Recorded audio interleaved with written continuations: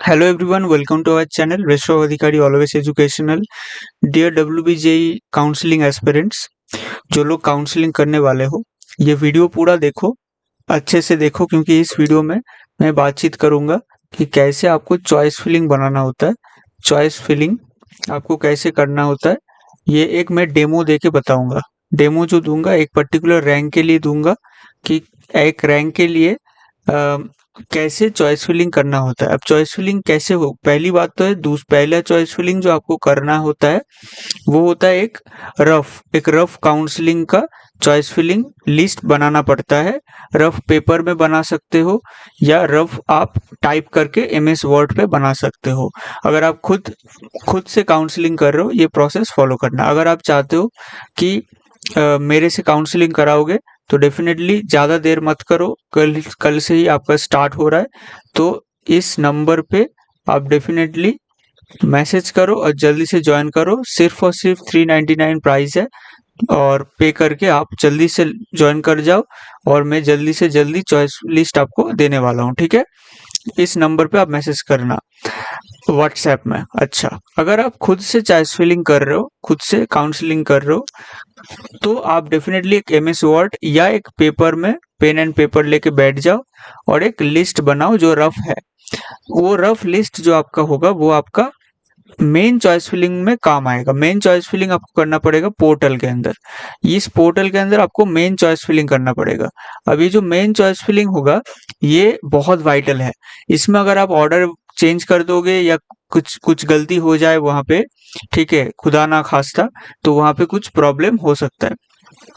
तो ये जो मेन चॉइस फिलिंग है, that is the main point जहां पे आपको गौर करना है। लेकिन याद रखना, ये मेन चॉइस फिलिंग सही से होने के लिए बहुत ज़्यादा ज़रूरी है कि आप एक अच्छा पेपर या एमएस वर्ड पे रफ चॉइस फिलिंग बनाए हो, जिसका हेल्प लेते हुए आप अच्छे से एक जो पोर्टल में मेन चॉइस फिलिंग उसको कर रहे हो, ठीक है। That is the main point जो मैं आपको बताना चाहता हूँ कि एक रफ बनाओ। फिर अब ये रफ कैसे बनाओगे, कैसे प्रोसीड्योर क्या क्या रहेगा, एक जनरल गाइडलाइन मैं इस वीडियो में आपको दूंगा। लेकिन उससे पहले मैं आपको बता दूं कि ये जो चॉइस फिलिंग जो होगा वो पहले, उससे भी पहले आपको जो करना पड़ेगा, फर्स्ट आपका काम होगा रजिस्ट्रेशन करना। अभी जो रजिस्ट्रेशन है that is a basic thing, ये ज़्यादा टाइम नहीं लगेगा। इसके बाद आपको फी पेमेंट करना पड़ता है, एक फी पेमेंट करना पड़ेगा क्योंकि एक काउंसलिंग का एक फी रहेगा जो जो नॉन रिफंडेबल है। वो फी पेमेंट करने के बाद फिर आपको चॉइस ऑप्शन मिलेगा कि आप चॉइस लिस्ट बनाओ, मतलब चॉइस फिलिंग करो, ठीक है। और ये चॉइस फिलिंग कैसे होता है, पोर्टल के अंदर एक बाई एक के बाद एक ऐड करना पड़ता है। एक ऑप्शन होता है प्लस करके ऐड ऑप्शन होता है, ऐसा ऐड ऑप्शन होता है, वहां पे क्लिक करके आपको ऐड करना पड़ता है। ढूंढ ढूंढ के लेफ्ट साइड में आपको सारा चॉइसेस मिलेगा, कॉलेज वाइज, कॉलेज और ब्रांच सब मिला के मिक्स करके चॉइस आपको मिलेगा, वो लेफ्ट साइड में मिलेगा। और राइट साइड में से ऐड होता है। आप मान लो इसमें क्लिक किए हो और उसके बाद ऐड ऑप्शन में क्लिक कर रहे हो तो ये ऐड हो जाएगा राइट साइड में। That is a basic layout जो आपको मैं समझा दिया। इसके बाद मैं आपको बता दूं कि यहाँ पे मैं ये जो खोल के रखा हूँ that is the official centralised E counselling brochure, जो मैं अब अभी आपको आपके साथ डिस्कस करने वाला हूँ। That is your WBJ 2025 E counselling centralised brochure. और ये ऑफिशियल ब्रोशर है, इसमें सारा कुछ लिखा हुआ है। मैं आपको यहाँ पे दिखा देता हूँ। First of all rules and guidelines यहाँ से स्टार्ट होता है, मैं आपको एक एक करके एक्सप्लेन कर देता हूँ। ये रूल्स ये रूल्स क्यों जरूरी है समझना। यहाँ पे students need to read this notification carefully and stay updated with any new notice if any, and students need to understand these rules to avoid any confusion. The board will not be responsible if students do not understand the rules correctly. अगर rules आप ठीक से समझ नहीं पा रहे हो, बाद में जाके कुछ गलती करते हो, देन बोर्ड रिस्पॉन्सिबल उसके लिए नहीं होगा। और आपको पता है कि आप ये काउंसलिंग पूरे ऑनलाइन बेसिस पे कर रहे हो, सिर्फ आपका जो वेरिफिकेशन प्रोसेस है वो ऑफलाइन होगा। तो आपको ठीक से इस प्रोसेस को फॉलो करके करना पड़ेगा। इसलिए ये जो ब्रोशर है, इस ब्रोशर को अच्छे से पढ़ो। मैं आपको जिस्ट कर रहा हूँ क्या क्या चीजें जनरली इम्पोर्टेंट है। आप खुद इस वीडियो से वीडियो को देख के इसके बाद आप जाओ और ऑफिशियल वेबसाइट से इस ब्रोशर को डाउनलोड करो और खुद से एक बार पढ़ो और पढ़ के देखो क्या क्या इंपॉर्टेंट चीज है और उसको हाईलाइट करके रख दो। एकदम सीरियसली सारा कुछ करो, आपका काउंसलिंग जरूर अच्छे से होगा। This notification aims to ensure a fair and smooth admission process, and eligible students are equal chances to get their desired colleges and courses. Okay, the following then यहाँ पे rules and guidelines आ रहा है, इसको ध्यान से पढ़ो।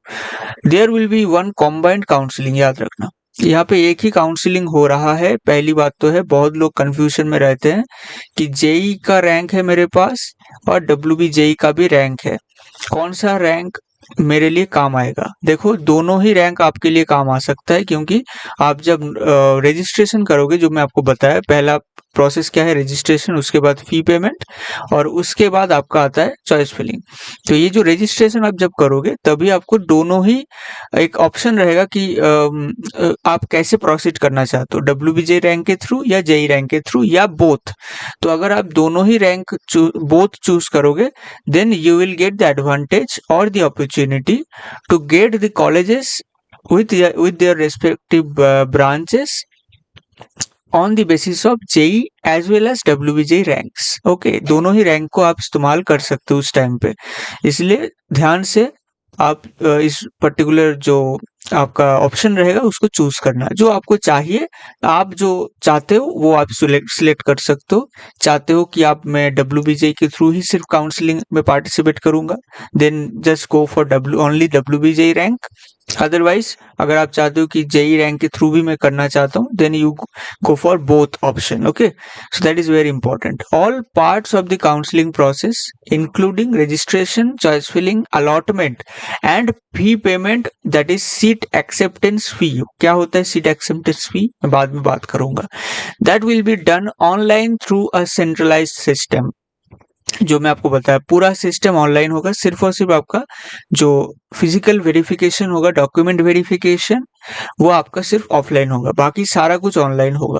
The counselling will assign seats in the institute and courses listed in the approved seat matrix of the competent authority. अब मैं आपको बता दिया कि एक सीट मैट्रिक्स पब्लिश हो जाएगा।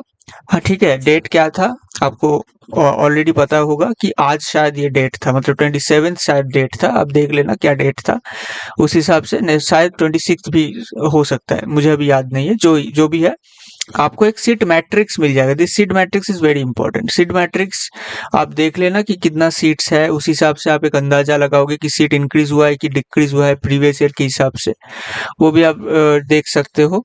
और देख के आप अंदाजा लगा सकते हो कि क्या कट ऑफ में कुछ मतलब रिलीज मिलेगा या मतलब रिलैक्सेशन मिलेगा या नहीं मिलेगा, ये आप तब डिसाइड कर पाओगे। This information will be available before counselling on the boards website and this, ठीक है, ये जो वेबसाइट है यहाँ पे आपका अवेलेबल कराया जाता है, हर साल होता है, इस बार भी होने वाला है।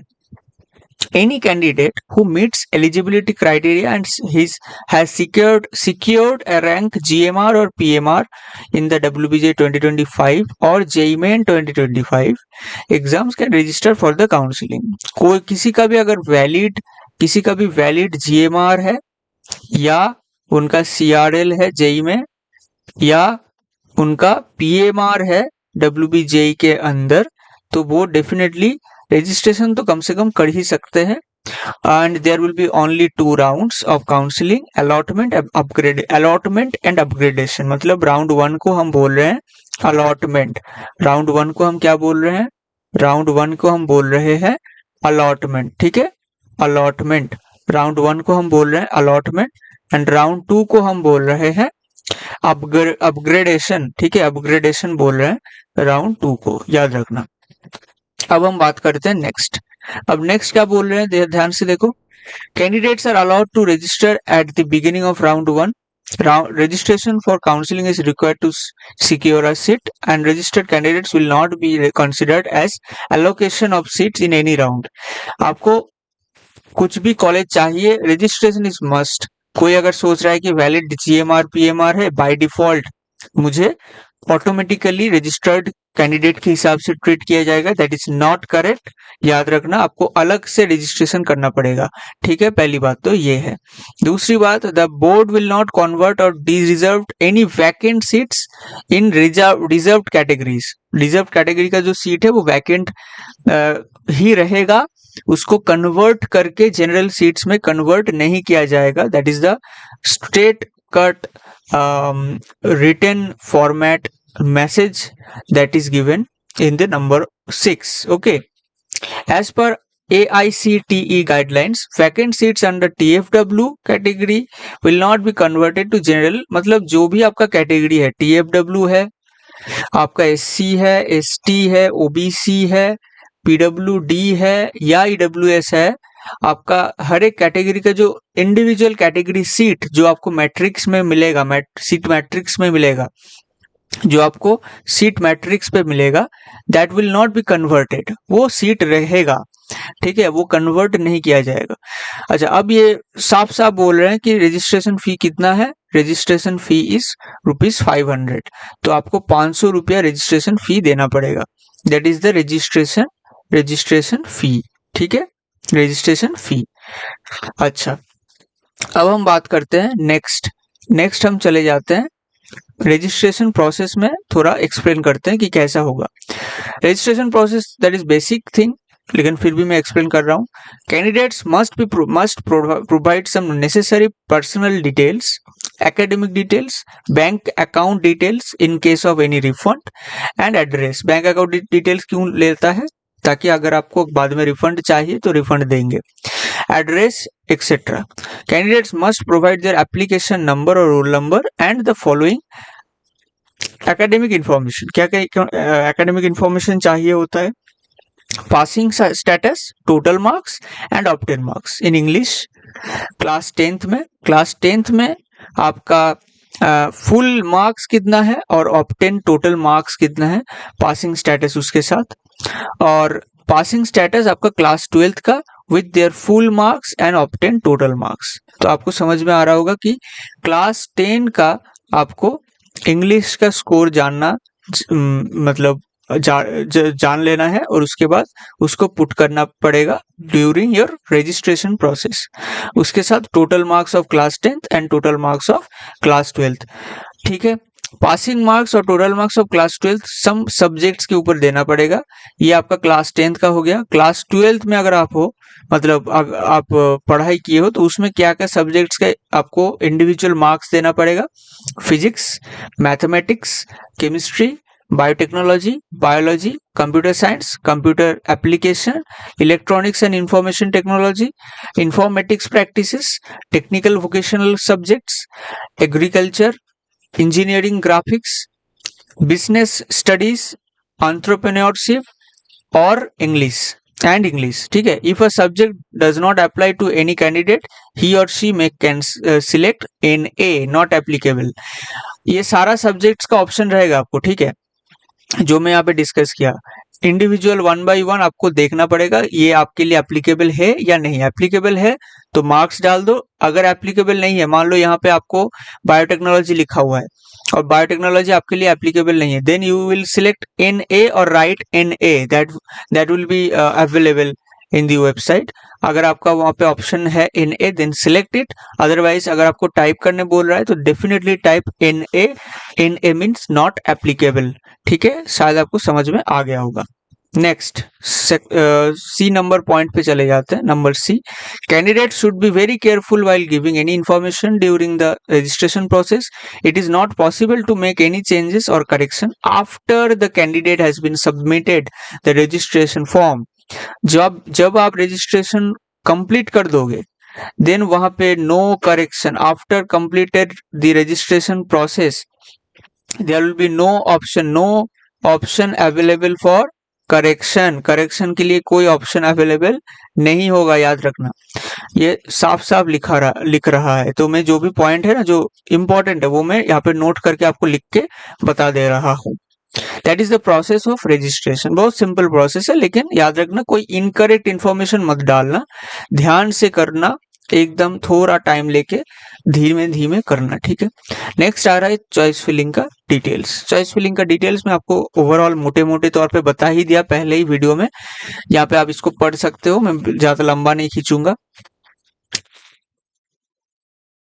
याद रखना ड्यूरिंग रजिस्ट्रेशन अगर आप जब आप सारा डिटेल्स दे रहे हो, एकेडमिक डिटेल्स, उसके साथ फी पेमेंट कर रहे हो 500, उसके बाद ही आपको ऑप्शन मिलेगा to fill your choice. The candidate can view all institute and courses available to him. मतलब कुछ कुछ हो सकता है, मान लो किसी कोई कोई बोलता है कि जैसे मुझे जेयू नहीं मिल रहा है सर, मैं तो अच्छा रैंक किया, 5000 समथिंग किया, लेकिन मुझे जेयू का ऑप्शन ही नहीं दिख रहा है। देन आपको ये समझना पड़ेगा कि जेयू का कुछ इंटरनल सब्जेक्ट के बेसिस पे इंडिविजुअल भी कुछ कट ऑफ होता है। मतलब जैसे मान लो क्लास 12th का मैथ का कुछ कट ऑफ है जैसे 60%। मैं जस्ट एग्जांपल लेके बता रहा हूँ कि जेयू का ऐसा रूल है कि आप जेयू में जितना भी अच्छा डब्ल्यूबीजेई के अंदर रैंक करो, उसके साथ ही साथ आपको कुछ और क्राइटेरिया फुलफिल करना पड़ेगा जो क्लास 12th का मार्क्स के ऊपर होता है। क्लास 12 मार्क्स मान लो मैथ्स में 60%, इंग्लिश में कुछ 50%, ऐसा कुछ आपका और क्राइटेरिया होता है जेयू को लेने के लिए। अगर आप जब भी आप मान लो रजिस्ट्रेशन करते वक्त, जैसे मैं यहाँ पे डिस्कस किया कि एकेडमिक जो मार्क्स आप दे रहे हो अलग अलग सब्जेक्ट्स का, क्लास 12th में, क्लास 10th में, वो मार्क्स ऑटोमेटिकली जब आप दे रहे हो, इनपुट दे रहे हो, आफ्टर दैट एल्गोरिदम आपको बता रहा है या दिखा रहा है कि यही आपके लिए ऑप्शन है। After completing all the registration process, after putting all the input of individual subjects that should be applicable in the registration process, after filling that you will have only some limited options on the basis of your class 12th marks. ठीक है, class 12 marks के basis पे ही आपको options दिखेगा, सारा option नहीं दिखता है, आपके लिए एप्लीकेबल ऑप्शन ही दिखेगा। ठीक है, after selecting institute or courses the candidate will arrange his और her choice in order. In order बहुत इंपॉर्टेंट है, इन ऑर्डर में आपको करना पड़ेगा ऑफ हिज और her priority. If a candidate doesn't given any choice, obviously he will not be given any allotment. तो याद रखना, कोई अगर बोल रहा है कि एक ही चॉइस दो, ठीक है, वो भी करेक्ट नहीं है। बहुत लोग बोलते हैं कि हजार चॉइसेस मिनिमम होना चाहिए, ये भी करेक्ट नहीं है मेरे अकॉर्डिंग।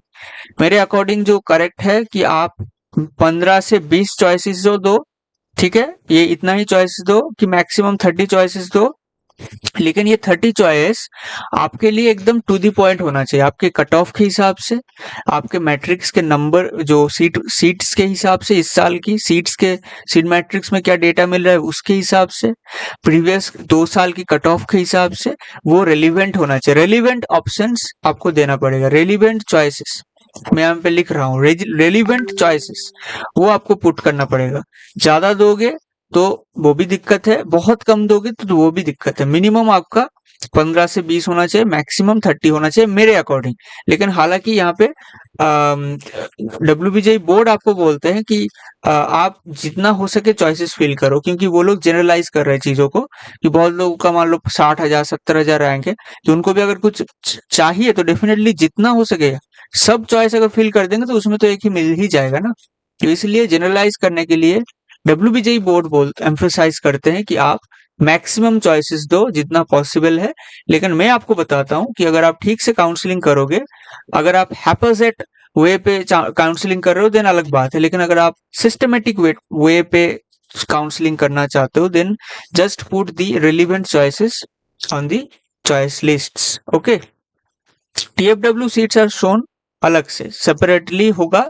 अगर आपका टीएफडब्ल्यू नो हुआ है, जो मैं आपको प्रीवियस वीडियो में बताया था कि अगर आपका टीएफडब्ल्यू यस है तो आपको टीएफडब्ल्यू सीट्स भी शो होगा, अगर टीएफडब्ल्यू नो है तो टीएफडब्ल्यू सीट्स शो नहीं होगा, याद रखना। ठीक है, फॉर एग्जाम्पल यहाँ पे सारा कुछ डिटेल है जो भी है, मैं आई थिंक आपको एक्सप्लेन कर दिया और ज्यादा चाहिए नहीं है। अब इंपॉर्टेंट ये है, the candidate must be very judicious and cautious while selecting the choices. Candidates are advised to select maximum possible institutes और ब्रांचेस, जो मैं आपको बताया, अभी डिस्कस किया। This gives a higher chance of allotment, the candidate can opt for upgradation after accepting the current allotment. Candidates are advised that they should select at least 20 choices. जो मैं आपको बताया 15 से 20 चॉइस सिलेक्ट करने बोल रहे हैं, मिनिमम और मैक्सिमम मेरे अकॉर्डिंग 30 इनफ है, 30 से ज्यादा करने की जरूरत नहीं अगर आप ठीक से काउंसलिंग कर रहे हो। अच्छा, एक और इम्पोर्टेंट पॉइंट ये है कि आपका जो चॉइस लिस्ट बनेगा वो मान लो आपका चॉइस लिस्ट ऐसा है, ठीक है। अब मान लो आपको ये चॉइस राउंड 1 पे मिल गया। अब आपको क्या लगता है सारा नीचे का चॉइस क्या होगा, वो आपके लिए एप्लीकेबल होगा? नहीं होगा। आफ्टर राउंड 1 ये नीचे का चॉइसेस आपके लिए एप्लीकेबल नहीं है। समझ रहे हो बात? मैं आपको फिर से बता रहा हूँ। मान लो 1 नंबर पे आप रखे हो जेयू का सीएससी, मैं जनरल बात कर रहा हूँ कुछ चीजों को समझाने के लिए। और मान लो यहाँ पे ऐसे तरीके से आप चॉइस फिल किए हो, यहाँ पे मान लो 30 चॉइसेस मेरे में जैसे आपको बताया, आप मेरे वीडियो देख के चॉइस फिलिंग किए हो। अब मान लो बीच में आपको मान लो कल्याणी का सीएस है यहाँ पे, और 3 नंबर पे और 4 नंबर पे मान लो है जेजीईसी का सीएस, ठीक है, सीएस।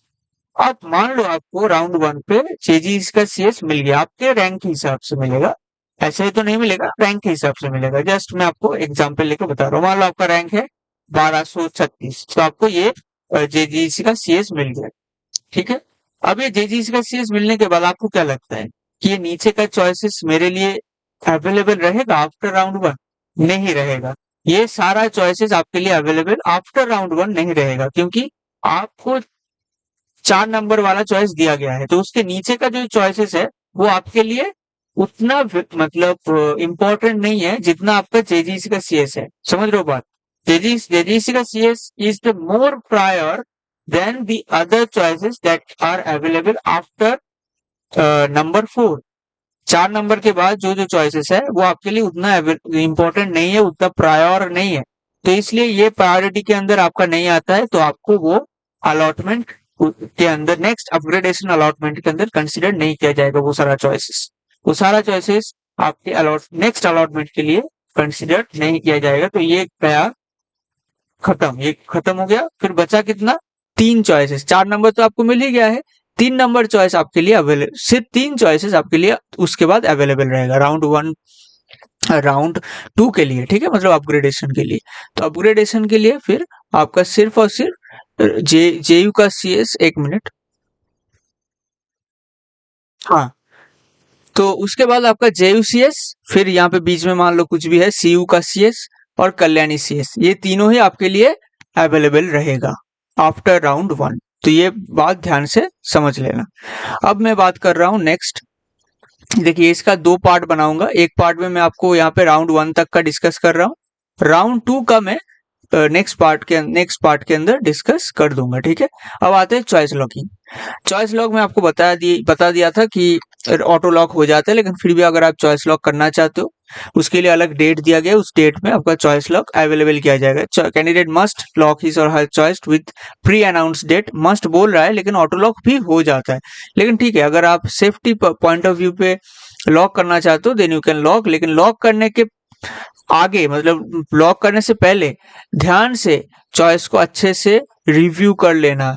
रिव्यू योर चॉइसेस, जो भी आप चॉइस फिलिंग किए थे लॉक करने से पहले, before locking your choices you must review your choices, so that वहां पे अगर कुछ आपका ऑर्डर आपको लास्ट टाइम पे एकदम चेंज करना है, आपको लग रहा है कि नहीं ये थोड़ा ऊपर रहना चाहिए और ये थोड़ा और नीचे रहना चाहिए, तो वो ऑप्शन आपके लिए लास्ट मिलेगा, सिर्फ और सिर्फ लॉक करने से पहले, ठीक है।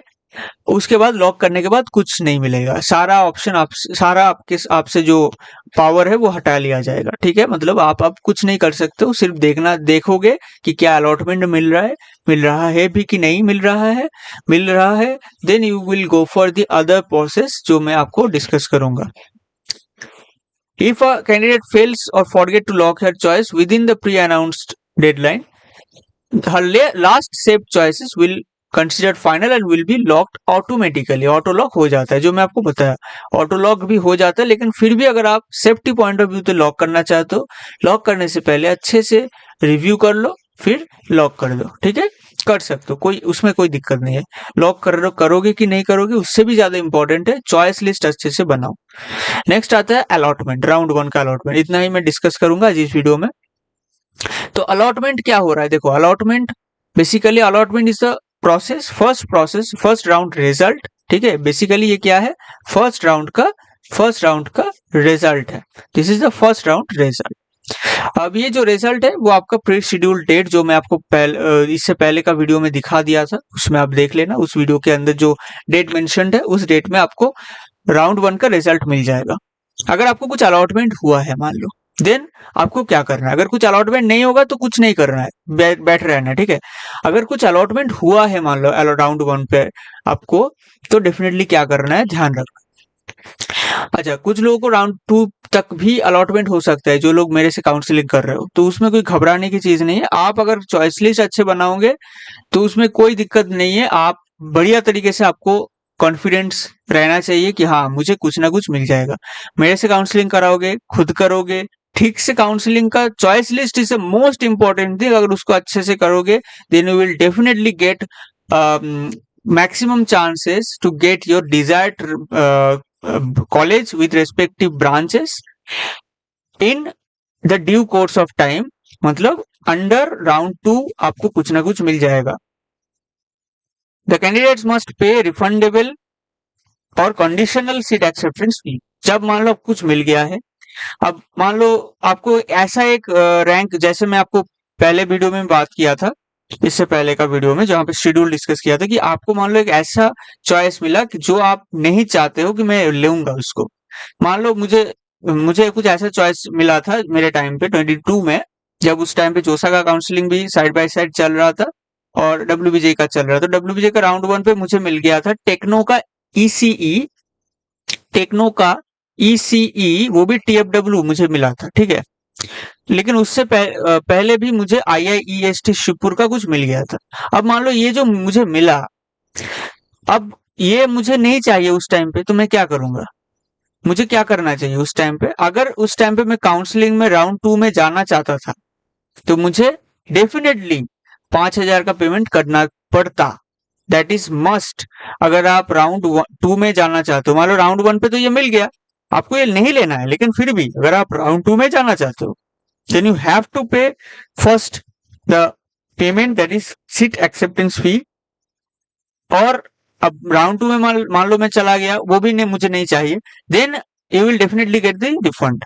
तब आपको रिफंड मिलेगा, लेकिन वो रिफंड सिर्फ कंडीशनल बेसिस पे मिलेगा। मतलब कुछ कंडीशंस के ऊपर, जैसे मैं एक आपको कंडीशन यहाँ पे डिस्कस करके दिखाया कि ऐसा कुछ अगर कंडीशन है then you will definitely get refund. लेकिन उस टाइम पे after allotment the first round result, जब आपको राउंड 2 में जाना है देन यू हैव टू पे 5,000 फी। समझ में आ रहा है? मैं 2 बार 3 बार एक्सप्लेन करके आपको बताने की कोशिश किया।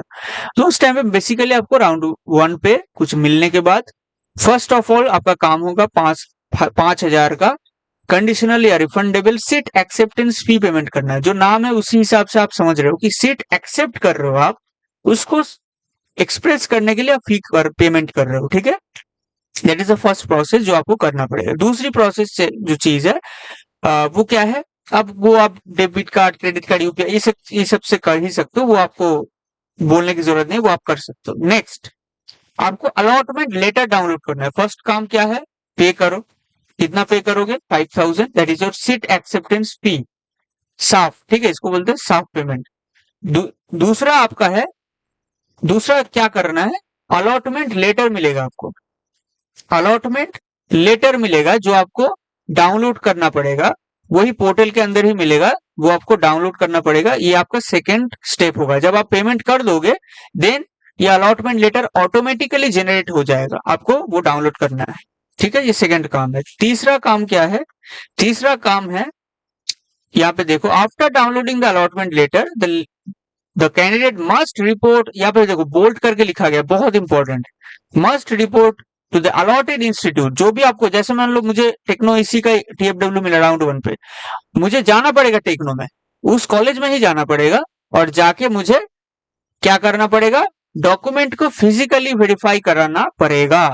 That is the most important thing. ठीक है, अब फिर मैं बोल रहा हूं कि मान लो ये फिर भी मुझे नहीं चाहिए ये टेक्नो, तो अब मैं क्या करूंगा, तब में इसके साथ एक लेटर मिलेगा आपको, ठीक है, पोर्टल पे मिल जाएगा, that is your yes upgradation from मिलेगा बेसिकली, यस अपग्रेडेशन, और एक मिलता है नो अपग्रेडेशन, नो अपग्रेडेशन, दोनों अलग अलग फॉर्म आपको मिलता है। अब ये अपग्रेडेशन मतलब सिंपली आपको समझ में आ रहा है कि अपग्रेड करना चाहते हो, मतलब आपको राउंड 1 पे टेक्नो इसी TFW मिला है, मुझे ये नहीं चाहिए, मुझे राउंड 2 में मैं जाना चाहता हूं। Then you will what you will do, you will first of all download the allotment letter. First of all आपको पेमेंट करना है, उसके बाद अलॉटमेंट लेटर डाउनलोड करना है, और उसके साथ एक येस अपग्रेडेशन फॉर्म फिल करना पड़ेगा। क्या क्या करना है फिर से एक्सप्लेन कर रहा हूं, बहुत इंपॉर्टेंट जगह है, वीडियो को जो देख रहे हो फिर से अच्छे से सुन लो। मान लो राउंड 1 पे मुझे XYZ कुछ भी मिला है, मुझे वो नहीं लेना है, लेकिन मुझे राउंड 2 में जाना है। Then what you will do, first of all you will do a payment of seat acceptance fee, that is your 5000 for 2025। आपको वो पेमेंट करना है थ्रू योर नेट बैंकिंग और UPI और क्रेडिट कार्ड और डेबिट कार्ड, कुछ भी आप इस्तेमाल करो, वो आप कर रहे हो। नेक्स्ट स्टेप क्या है, अलॉटमेंट लेटर डाउनलोड करो। जब भी आप पेमेंट कर दोगे, एक अलॉटमेंट लेटर आपके लिए आपके लिए जेनरेट हो जाएगा। अब वो जेनरेटेड अलॉटमेंट लेटर आपको लेना है और डाउनलोड करके प्रिंट आउट कर लेना है, ठीक है। तीसरी काम, आपको तो राउंड 2 में जाना है, आपको तो राउंड 1 पे एडमिशन नहीं लेना है, तो आपको क्या करना है, ये दोनों काम करने के बाद पे अमाउंट पे फिर अलॉटमेंट, उसके बाद आपको एक येस अपग्रेडेशन फॉर्म फिलअप करना है। ये कहाँ पे मिलेगा, वेबसाइट पे मिल जाएगा, WBJ वेबसाइट पे मिल जाएगा, ठीक है। कहाँ पे मिल जाएगा, आप मुझे यहाँ से अगर नहीं लेना चाहते हो तो मेरे टेलीग्राम चैनल पे भी है, वहां से भी आप ले सकते हो, लिंक आपको डिस्क्रिप्शन पे मिल जाएगा। और ये तीनों करने के बाद रेलिवेंट डॉक्यूमेंट्स, इसके साथ आपको क्या क्या डॉक्यूमेंट लेना है, वही क्लास 10th का, क्लास 12th का मार्कशीट वगैरह वगैरह, इसके ऊपर मैं वीडियो बना चुका हूँ, क्या क्या डॉक्यूमेंट इंपॉर्टेंट है, वो भी आपको डिस्क्रिप्शन पे या आई बटन पे मिल जाएगा, उस पर आप वीडियो देख लो। उस पर्टिकुलर जो डॉक्यूमेंट्स है उसको लेके उस अलॉटेड इंस्टीट्यूट में जाओ जो आपको अलॉट हुआ है। आपको अगर जलपाईगुड़ी अलॉट हुआ है राउंड 1 पे तो जलपाईगुड़ी जाओ, कल्याणी अलॉट हुआ है कल्याणी पे जाओ, जादवपुर अलॉट हुआ है जादवपुर पे जाओ, कोई दूसरा प्राइवेट कॉलेज अलॉट हुआ है तो वहां पे जाओ। जो आपको अलॉट होगा राउंड 1 पे, राउंड 2 में जाने के लिए, अपग्रेड करवाने के लिए, ये सब upgradation form, allotment letter and your relevant documents लेके with your original and photocopy दोनों ही करा लो। एक जेरोक्स, 2 कॉपी करके जेरोक्स करा लो और एक ओरिजिनल करके सेल्फ अटेस्टेड करके, उस सारा चीजों को लेके आप उस अलॉटेड इंस्टीट्यूट में जाओ और वेरीफाई करवा लो। और ये सब अपग्रेडेशन फॉर्म फिलअप किया हो, इसका मतलब क्या है, आप राउंड 2 के लिए जाना चाहते हो, आप राउंड 1 पे जो आपको मिला है उसके बाद आप एडमिशन नहीं लेना चाहते हो, इसलिए ही आप ये सब अपग्रेडेशन फॉर्म फिलअप कर रहे हो। अब दूसरा कैटेगरी के बच्चे क्या बोलेंगे कि जो मुझे राउंड 1 पे मिला है सर, मैं और राउंड 2 में नहीं जाना चाहता, मैं टेक्नो में ही या जो भी XYZ जो भी मैं कॉलेज मिला है मुझे ब्रांच के हिसाब से, उसमें ही मैं एडमिशन लेना चाहता हूँ आफ्टर राउंड 1 रिजल्ट। तो आपको क्या करना है, तो आपको ये राउंड स्टेप 1 करना है, स्टेप 2 करना है, पे करना है, अलॉटमेंट लेटर डाउनलोड करना है। लेकिन उस टाइम पे आपको ये अपग्रेडेशन फॉर्म नहीं चाहिए, उस टाइम पे आपको नो अपग्रेडेशन फॉर्म चाहिए। तो उस टाइम पे आपको नो अपग्रेडेशन फॉर्म का एक प्रिंट आउट करके उसको फिलअप करके ले जाना है। नो अपग्रेडेशन फॉर्म मतलब आप बोल रहे हो कि मुझे जो राउंड 1 पे मिला सर मुझे वही दिलवा दो, मुझे उसमें ही एडमिशन लेना है, मुझे वही दिलवा दो। तो that is the main process, ये सबसे इंपॉर्टेंट प्रोसेस है जो हमने अभी यहाँ पे डिस्कस किया। और उसके साथ डेफिनेटली रिलेवेंट डॉक्यूमेंट्स लेके जाओ, अगर आपका TFW है TFW सर्टिफिकेट लेके जाओ, अगर आपका कोई कैटेगरी है तो कैटेगरी सर्टिफिकेट लेके जाओ, उसके साथ क्लास 10th क्लास 12th का रिजल्ट, उसके साथ एडमिट, जो भी जरूरी चीजें हैं डॉक्यूमेंट्स उसको लेके जाओ। और डेफिनेटली एक WBJ का रैंक कार्ड भी ले सकते हो, लेके जा सकते हो। जो भी रेलिवेंट डॉक्यूमेंट्स है वो आप लेके जाओ, ठीक है। क्या डॉक्यूमेंट वेरिफिकेशन होगा, अब यहाँ पे देखो क्या क्या रेलिवेंट डॉक्यूमेंट्स है, यहाँ पे भी लिख के दिया है, क्लास 10th का एडमिट कार्ड और या बार्थ सर्टिफिकेट, क्लास 10th का मार्कशीट, ठीक है, सब कैंडिडेट के लिए है, क्लास 12 का मार्कशीट सब कैंडिडेट के लिए है, OCI सर्टिफिकेट सिर्फ OCI कैंडिडेट्स के लिए है, ठीक है। और WBJ डोमिसाइल कैंडिडेट्स के लिए आपको डोमिसाइल सर्टिफिकेट भी लेके जाना है। इस पर्टिकुलर एनेक्सर को आप फिलअप करके डेफिनेटली आप करके रखे होंगे, उसको लेके जाओ। अगर आपके SC ST OBC है, OBC भी या AWS कैटेगरी है तो डेफिनेटली उसके रेस्पेक्टिव आप कैटेगरी सर्टिफिकेट लेके जाओ, ओरिजिनल उसके साथ एक एक करके फोटोकॉपी। याद रखना नॉन क्रीमी लेयर का सर्टिफिकेट आपका होना चाहिए अगर आप OBC से हो, एंड OBC A और OBC B और AWS तीनों के लिए आपका नॉन क्रीमी लेयर का सर्टिफिकेट होना चाहिए। और डेफिनेटली अगर आपका सेंट्रल सर्टिफिकेट है दैट इज गुड, लेकिन फिर भी अगर आपको AWS आई थिंक आप स्टेट का बनाते हो फिर भी चल जाता है, क्योंकि स्टेट का भी वही सेम ही रूल चलता है मेरे अकॉर्डिंग, मैं जितना एक्सपीरियंस किया। जो भी आप देख लेना ये सारा चीज आपके हिसाब से। फिर आपका PWD कैटेगरी अगर है तो PWD सर्टिफिकेट लेके जाओ, TFW कैटेगरी है तो TFW सर्टिफिकेट लेके जाओ। यही रेलिवेंट डॉक्यूमेंट्स है जो आपको चाहिए होता है, ठीक है। लेकिन आप एडमिशन लेना चाहते हो तो और भी कुछ डॉक्यूमेंट्स लग सकता है, वो आप रेस्पेक्टिव वेबसाइट। अब इसके बाद एक और इम्पोर्टेंट चीज मैं भूल गया, राउंड 1 के बाद आपको मान लो जलपाईगुड़ी मिला है, मान लो एक जलपाईगुड़ी मिला है, उसका मान लो तुम्हें IT मिला है, तो आप क्या करना, ये सारा जो मैं आपको बताया एक्सप्लेन किया, पेमेंट करना, upgradation form fill up, allotment letter, relevant documents, उसका फोटोकॉपी, उसका सेल्फ अटेस्टेड, सारा कुछ करना। उसके बाद एक बार उस वेबसाइट का जो उसका उस कॉलेज का वेबसाइट है उसको एक बार विजिट करके देख लेना कि वो लोग कुछ अगर एक्स्ट्रा डॉक्यूमेंट मांग रहा है तो उसको भी लेके जाना है। अगर कुछ एक्स्ट्रा डॉक्यूमेंट मांग रहा है या कुछ एक्स्ट्रा गाइडलाइन दे रहे हैं तो डेफिनेटली उसको भी फॉलो करना है। समझ रहे हो बात? जो भी आपको राउंड 1 पे मिलेगा उसके बाद जो भी मैं वहां पे ऊपर डिस्कस किया सारा कुछ करना है। उसके साथ ही साथ उस पर्टिकुलर इंस्टीट्यूट का एक वेबसाइट होगा, उस कॉलेज का एक वेबसाइट होगा, उस वेबसाइट को विजिट करो, करके आप एक बार देख लो कि वो लोग अगर एक्स्ट्रा कुछ डॉक्यूमेंट मांग रहे हैं। और उसके साथ कुछ लोग तो कुछ इंस्टीट्यूट तो स्लॉट भी देते हैं, ब्रांच वाइज स्लॉट दे सकते हैं, ठीक है, ब्रांच वाइज स्लॉट दे सकते हैं, अलग अलग टाइमिंग्स दे सकते हैं, उस टाइमिंग्स पे ही आपको जाना होता है, जैसे जादवपुर में ऐसा होता है, ठीक है, ज्यादातर केस में। तो ये भी आपको फॉलो करना है, ठीक है। मैं ओवरऑल सब चीज कवर करने की कोशिश कर रहा हूँ। तो that is the main point जो आपको राउंड 1 तक को करना है, जो मैं यहाँ पे डिस्कस किया। उसके बाद डॉक्यूमेंट वेरिफिकेशन के बाद कुछ और चीजें हो सकता है, वो मैं राउंड 2 के लिए एक पार्ट 2 का वीडियो ले आने वाला हूँ। That will be beneficial again for your round two candidate. Okay, so that is the main point. अब यहाँ पे मैं जो सारा कुछ डिस्कस करने की कोशिश किया, अगर कुछ छूट गया तो मुझे माफ कर देना और मुझे थोड़ा याद दिलाना। मैं उस टॉपिक को फिर से एक बार कमेंट करके आपको हेल्प करने की कोशिश करूंगा कि आपका रिलेवेंट क्या रेस्पेक्टिव डाउट है उसको मैं उस तरीके से रिस्पॉन्स करने की कोशिश करूंगा। That is the main video, that is very very essential मुझे जो लगता है आपके लिए। और याद रखना एक रफ जो चॉइस लिस्ट वो भी बना लेना, ठीक है। अब ये रफ चॉइस लिस्ट कैसे बनाना होता है, एक रैंक के हिसाब से बनाना होता है। अब ये देखो, ये वीडियो में अभी तो लेने की इस वीडियो में बहुत लंबा हो गया है, मैं अभी कंटिन्यू नहीं कर रहा हूँ। लेकिन आप अगर चाहते हो 399 रुपीज पे आप ज्वाइन कर सकते हो, मेरे से चॉइस लिस्ट बना सकते हो, वो जल्दी से आप कर सकते हो। अगर आप चाहते हो कि फ्री में मैं काउंसलिंग कराऊंगा, मुझे आप रिक्वेस्ट करो एक और चॉइस लिस्ट बनाने के, मैं डेफिनेटली बनाने की कोशिश करूंगा टाइम में। और ये मान लो आप 90% श्योर हो जाओ कि मैं एक और वीडियो ले आऊंगा और आपको दिखाऊंगा कि इस पर्टिकुलर चॉइस फिलिंग को आप रफ में कैसे करोगे, एक पर्टिकुलर रैंक को दिखा के मैं आपको बताने की कोशिश करूंगा। आज मैं जो डिस्कस किया ये सारा कुछ एक इन जनरल गाइडलाइन था जो आपको राउंड 1 तक फॉलो करना है, ठीक है। मिलते हैं नेक्स्ट वीडियो के अंदर, और जल्दी से मैं एक और रैंक के ऊपर चॉइस लिस्ट का वीडियो ले आने की कोशिश करूंगा। लेकिन अगर आप चाहते हो कि जल्दी से आपको रैंक लिस्ट मिले, चॉइस लिस्ट मिले, रफ चॉइस लिस्ट जो आप डेफिनेटली डायरेक्टली पोर्टल के अंदर अपलोड कर पाओ, उसके लिए आप 399 प्राइस पे करो और उसके साथ इस व्हाट्सएप लिंक पे जाओ और मैं आपको दे दूंगा कहाँ पेमेंट करना है। उसके साथ आपका गूगल मीट होगा, 1-to-1 डिस्कशन होगा, सारा कुछ आपके साथ मेरा होता रहेगा ड्यूरिंग और होल काउंसलिंग प्रोसेस, ठीक है।